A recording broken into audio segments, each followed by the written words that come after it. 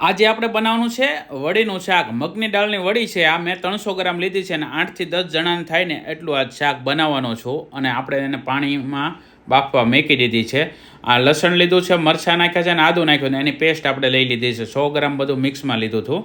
અને હવે જો આપણે વડી બફાઈ ગઈ છે એટલે આપણે વઘાર મૂક્યો છે. 100 ગ્રામ તેલ નાખીને ખડો મસાલો નાખી દીધો અને ત્યારબાદ આખું જીરું નાખી દીધું. કોઈ પણ જાતનો ગરમ મસાલો નથી નાખવાનો. ઘણા બધા નાખતા હોય છે પણ આપણે નથી નાખવાનો. અંદર આપણે ડુંગળી નાખી દીધી 200 ગ્રામ, પછી અંદર થોડીક હિંગ નાખી દીધી અને હવે ડુંગળી સતળાઈ ગઈ પછી આપણે જે ઓલો મિક્સરમાં મસાલો બનાવ્યો તે નાખી દીધો, આદુ મરચાં અને લસણની પેસ્ટ. ત્યારબાદ ટમેટાં નાખી દીધા.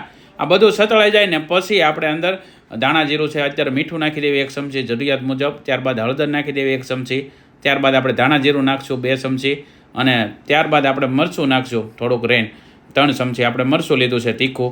અને મરચાં નાખ્યા પછી હવે આપણે તેને ઘડીક સડવા દઈશું અને પછી આપણે ટમેટાની જે પ્યુરી આપણે બનાવી છે 500 ગ્રામ તે નાખશું. 200 ગ્રામ આપણે પહેલાં ટમેટાની કટકી નાખીને હવે 500 ગ્રામ આપણે ટમેટાની ગ્રેવી નાખી, બરાબર. અને હવે અત્યારે આપણે જે બફાઈ ગયેલી વડી છે ને તે અંદર નાખી દેવાનું છે ને જે પાણી છે ને તે પણ અંદર જ ઉમેરી દેવાનું છે. એનો ટેસ્ટ બહુ સારો આવે છે ને હવે ઘડીક આપણે સડવા દેવાની છે. સડી જાય પછી આપણે એની અંદર કોથમરી નાખીને ટેસ્ટ કરશું. ભાઈ કોઈ પણ ગરમ મસાલા વગરની આ મગની દાળની વડીનું શાક ખાવાની ખૂબ મજા આવશે. બનાવો તમારા ઘરે પણ.